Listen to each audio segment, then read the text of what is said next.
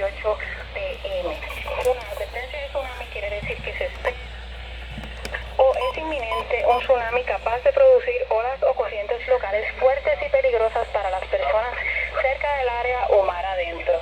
Si usted se encuentra en una zona bajo advertencia de tsunami, manténgase atento a las instrucciones de los oficiales de manejo de emergencias. Todas las personas en o cerca de la playa en zona bajo advertencia de tsunami deben salirse del agua y alejarse de muelles y marinas.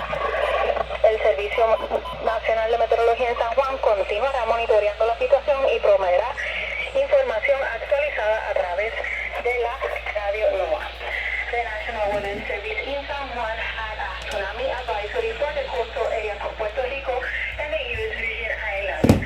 7:23 p.m. a large earthquake with a preliminary magnitude of 7.6 was detected around 20 miles north of Honduras.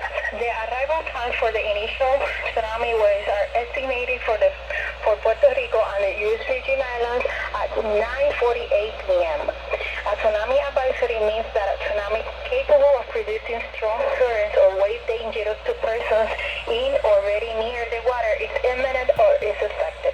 If you are in the tsunami advisory area, stay alert for the instructions for the local emergency